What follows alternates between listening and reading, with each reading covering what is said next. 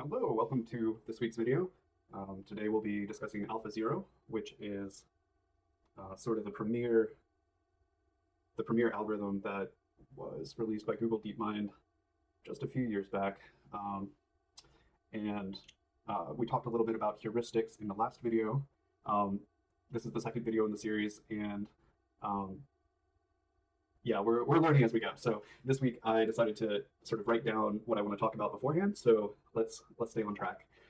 So first, let's go and talk about the background behind AlphaZero. So yeah, a little bit of background. So what, we beat chess. We solved the game of chess in, I don't know, the 70s, 80s sometime, and back then sort of the limit was computational power, and so AI researchers didn't really think that we would ever solve the game of Go because the search tree or the game tree is just so big. So if you think about it, you know, Go is a 19 by 19 grid. You can virtually move on any single piece or any single intersection at every move. And so it's sort of a computational nightmare because this isn't exactly precise, but at every game turn, like starting on the first turn, you can go anywhere on this 19 by 19 grid. And then the next player can go anywhere on this 19 by 19 grid -1. And so the answer to how many board states there are is 19 times 19 factorial. So that's a huge game tree. So what's the idea behind AlphaZero, behind Google DeepMind? Well, AlphaZero is the final iteration that Google DeepMind came up with to solve the game of Go. Okay, and what makes it special from other algorithms that Google came up with is that it trains itself. The previous iterations of you know, there was other versions with other names, I forget what they are, but the differentiating factor behind AlphaZero is that it trained itself. So that's pretty significant for a few reasons. The first of which is that humans were not involved in giving it examples to learn from, okay? And like right off the bat, it's like, okay, why does that matter at all? Well, if you don't need to provide it examples of how to win, and this algorithm applies to a whole class of games that is full information turn-based games, then with very little configuration, this singular algorithm can solve any game of this class, full information turn-based games. So we can envision a future in which this can be adapted to more scenarios. Sort of the limit on this right now is games that can be simulated. Okay, so we don't really have to worry about, okay, this is going on a tangent, but we don't have to worry about robots taking over the world because through this algorithm, because they can't simulate the search space. But that's going on a huge tangent. I want to try to keep this video focused. So what are the two important things about AlphaZero? Well, number one, it uses a neural network to keep track of long-term learned values for a move. Okay, so what does that mean? Let's say we have a game of tic-tac-toe, and let's say you're a human playing this game, and let's just say this might not be true, but let's say this is the best opening move. And you determine this through experience, wisdom, reading books about tic-tac-toe, let's say. The neural network keeps track in this algorithm of those long-term, just like high-level plays. Okay, and the Monte Carlo tree search aspect of this algorithm is in charge of, so in a particular game, playing out the game given the wisdom. So you can think of like the neural network as the mentor, and then Monte Carlo tree search as the student who is listening to their mentor, but then, you know, playing games with the current meta, if you will. And okay, so why is this powerful? Well, you've got this back and forth between the two aspects of AlphaZero. So it's these two main algorithms, and they loop back and forth until you're satisfied with the results. So what does that mean? Well, the neural network, we'll dig into this as we progress. So, but just keep that in mind. There's a continual loop between these two algorithms that allows it to train itself. So let's dig in. Okay, so the neural network is the long-term memory, like we just talked about. Okay, so what is a neural network? I want you to, we're going to look at a really high level of what a neural network is. Forget about like matrices, tensors, forget about all that. For the time being, we're going to say that it's a function that maps from game states to values of that game state and probabilities of actions that can be taken within that game state. So let's break that down. So S is a particular game state.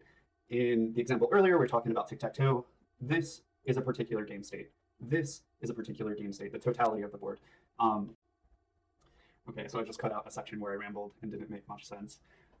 So the neural network is a function from a board game state to the value of a state and the probability of actions within a state. So we got the state, and then the function v of s is how good the neural network thinks the current board state is for the current player.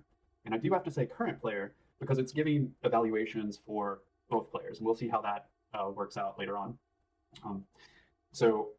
Okay, so given us a board game position, how good is that board game position for the player? And the p of s function right here, you'll notice this arrow on the top. That means it's a series of numbers. And what are those series of numbers? It's a number between 0 and 1. That is the probability of each of the possible moves from a particular position of being played. Okay, that's a lot right now, but okay, just take my word for that. It's the probability of a future move being played. Okay, that's just try to percolate that a little bit, but more or less, just take it at face value that somehow the neural network is going to learn, sort of like the most probable move is a very valuable move, and then it'll rank more or less the possible legal moves in terms of how good they are. So keep that in mind. Okay, so that's a very high level view of what the neural network is for this algorithm. Okay, so it takes in the board state, gives us how good the move is, or how good the board position is, and the probability of future actions from that board game state. Now, okay, the other component of the AlphaGo algorithm is Monte Carlo tree search. And I want to stick more to my slides. I just had to cut out a lot of minutes of video. So let's just, in this video, we're just going to go over a really high level of what the two important algorithms are. In next week's video, we're going to go into the implementation. Okay, so now we're going to go into Monte Carlo tree search, MCTS. And from a high level, MCTS is choosing to move using this algorithm, this function u. Okay, and u is an interesting function that balances exploration of moves and exploitation of moves. Okay, so what does that mean? U is the function that decides from a particular state S which action we are going to move to. Okay, and when I talk about exploration versus exploitation, this Q function learns through simulation which A is the best A to go to. Okay. The beauty of this U function is it doesn't have to be right. Okay, and this is what's really weird. Monte Carlo tree search, the whole purpose of it, is to come up with new examples for the neural network. So it's going to do its best to use the wisdom of the neural network to come up with good values. Except it also needs to explore new values so that it can maybe it comes up with a better strategy. Okay, that's a good thing. We want it to explore other options that the neural network hasn't considered. Okay, so we're balancing using the good moves that the neural network has versus exploring new moves. So we've got Q of S, which, just take my word for it, exploits good existing moves. And then we've got the exploration term here. So just keep that in mind. It's balancing these two things. The whole purpose of it, though, is to come up with examples. Okay, so we think of Q of S. You might hear it in other AI algorithms as the Q value. If you hear that, that's what this is. For our purposes, it's just the reward for taking action A at state S. So reward of action A at state S. Okay, now let's talk about this exploration term. Okay, so it uses this term C. We decide what that is. If this value is bigger, it will explore more. If it's smaller, it will explore less. Okay, P, S, A, or I should say the function P that takes in S and A, that's given by the neural network. So we just take that. The real important part here is this component right here. So this is the key to exploration. So this is like the dynamic part. In Monte Carlo tree search, this function in, this is the number of times that from state S, it has chosen action A. So remember, or this is the first time, Monte Carlo tree search simulates a bunch of games, and in those simulations, it keeps track of, from a particular state, how many times it's chosen that action. So this is the key term to exploration, and what's really important is that if a particular action hasn't been visited many times from a place S, from a board game state S, then this bottom, the denominator, will be small, okay? Which makes this whole term big, which makes this whole term big, because they're multiplying each other, okay? So regardless of if A is a good action, is a big reward, this whole term will be big. And Monte Carlo tree search chooses the biggest U value to decide what move. So that's a lot to take in, but it's this right here that determines, it's the balance of these two terms, really Q S of A versus in S of A, that determines if we're going for a good move or going for a new move. And the really cool thing is, let's say A actually turns out to be bad. We'll see in a future slide that that actually influences this and will make it so that we don't explore A in the future, and will actually update our feelings towards A in the neural network. That will just cause it not to be visited, regardless of how many times it's been seen. Okay, so just like stay with me for a second, but let's keep this pretty high level. Okay. Exploitation, the reward for a certain move, and exploration, or should we explore this not very often seen move A? Okay, that's high level. Just as long as you understand, should we explore or should we exploit from a particular spot, a particular layer of the game tree. Okay, let's move on. Okay, so in the last section, we talked about Monte Carlo tree search. So in this section, we're going to talk about the neural network. And specifically, we're going to talk about how the neural network becomes smart. Okay, so first things first, we're going to just give the neural network a random idea of what the values and what the probabilities of a certain action are given a state. Okay, so this is more or less going to be a random thing. It's going to spit out random values at the beginning. Okay. So now, remember I said it's going to be a loop between Monte Carlo and the neural network. So in the next slide, we're going to talk about how to run Monte Carlo, but in this one, first we're just going to run it. It's going to simulate playing the game quite a bit, and it's going to come up with examples that come in the form of, okay, given a game state, did we win or did we lose? Okay, so we're going to be given a state and then win or loss, and it's going to feed that in and going to tell us, okay, update these based on that information.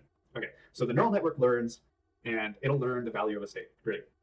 Now, it will give that new, so it'll get those examples, it'll feed it to the neural network, it'll get improved values of S and P, A given S. Okay, it'll come up with new values based on running the simulation, coming up with examples. Now, yeah, so now it feeds those new values and probabilities to Monte Carlo, updates the network, and this just continually loops. Okay, so it'll just do this, do this, do this. Now, we keep track, after each time that we update the network, we run in a tournament the old V values and the old P values versus the neural network with the new values and the new probabilities. Okay, so we fight them. If the new values don't beat the old values, we don't throw away the new values. We just keep running Monte Carlo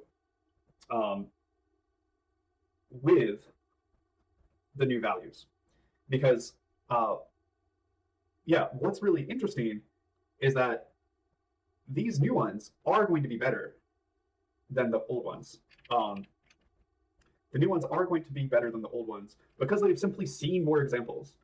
But we call the old values a checkpoint because we want to be absolutely sure that the new values are better. Okay, so before we get rid of the old values that the neural network has come up with, we want to be absolutely sure that these are better. So we plug these back into the Monte Carlo and keep chugging away. And this is just the percentage of wins that AlphaGo has decided that they need to have in order to throw out the old network. Okay. All right. I had to go back and rework this slide because as I was explaining it, I realized I didn't know what I was doing. So here is the new explanation. So we're coming up with an improved policy through Monte Carlo tree search. So what's the objective? We want to generate examples for the neural network. So the examples will take the form of the current or a single game state, if that game state led to a win or a loss, and then the probability distribution of actions from a certain game state. Okay, and what we notice here is that these match these. Okay, which makes sense. For a neural network, you always need your examples to match the input and outputs of your neural network so it can learn. And in the next video, we're going to go over how to actually implement the code to train this. But let's continue. So this is an iterative process. So Monte Carlo tree search takes in the values from the neural network and will come up with a policy that's improved upon the current one given the outputs. Okay. And so the way it's generating new examples and a better policy is through simulation. So let's see how we generate these. At each level of the game, we choose the action based on our U function that we talked about earlier. Okay. So it needs to improve this decision function U. Okay, and it does that through updating its live policy QSA. And remember, this is the reward function. Okay. So we need to take into account the reward of a certain action at a certain state that the neural network says we have. But then we also need to take into account the number of times a certain action has been taken from a state of the game. Okay, so we're taking into account the neural network, but we're also taking into account the experience of running the simulation. And remember, Q is a reward function that is one of the terms of U. Okay, so remember, U has the exploration and the exploitation terms, and this is the exploitation term. And it's significant because it's updated during the simulations based on the neural network value and the number of times we actually choose an action A at a state S. So it's like live learning, and U is still exploring the tree. So what's the point? What's the point? Well, we want to learn these example pairings, and so in order to do that, we need to learn this policy function. Remember, the policy function is sort of equivalent to the thing that the neural network gives us, which is the value function. Sorry, not the value function. Oh gosh, the policy function of the neural network. So it's equivalent to this one, but it's again through simulation generated by Monte Carlo. So the in function is the number of times we see a certain action. And so what this term means, or what this item in the vector means, it's essentially the fraction that a certain action is taken at a board game state versus the frequency which any action has been taken from a certain board game state. So it's sort of like a probability. It's a probability that's generated by the U function, which takes into account the testing out of the policy. Okay, so it's remember what we were talking about at the very beginning, where the neural network is like the sage wisdom, and then Monte Carlo is like trying out, playing the sage wisdom and then experimenting and seeing if it can come up with new stuff. Okay, so for a certain state, we come up with a policy based on simulated playthroughs using this U value to determine the best move. Okay, so we got all that. Okay, we're building a game tree from the initial move. This whole thing of building this policy is just to choose the next move. So it just chooses the next move from all the different options. Okay, so it chooses the next move. And it does that. It does this whole simulation thing for the next move. So it does all this, comes up with a new policy from the new state, S1, comes up with this whole other distribution for S1. Okay, and then chooses another move. And it does this all the way until the game ends with a certain result. Okay. So we generate all of these examples from that. So we generated a certain policy for S0, and that's this example policy right here, starting at S0. Now, what is this Z of t term? Well, after this entire thing that's simulated, one of the players wins. Okay, one of the players wins. We figure out who that is, and if it's you, we put a 1 there. If it's the other player, we put a -1. All right. So let's just sort of appreciate where we're at now. We found a huge number. Okay, and that's just literally.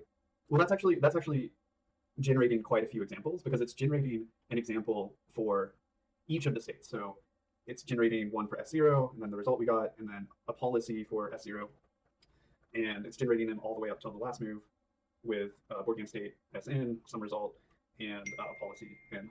Okay, so so how is it updating the network? Well, if this was a win, all these would be set to 1, and in the next video I'll show how it's actually trained.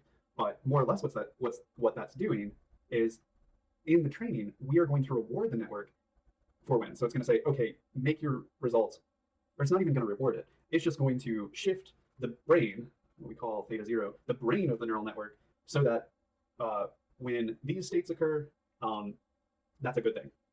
And then let's say this was actually resulted in a loss. These examples would make it so that the theta values would be adjusted. So this policy, we avoid this policy. So, okay. So we've sort of, let's just try to recap everything. We've sort of seen how Monte Carlo will affect the neural network. And then for the Monte Carlo, we've seen how the output variables V and in the reward function, we also saw how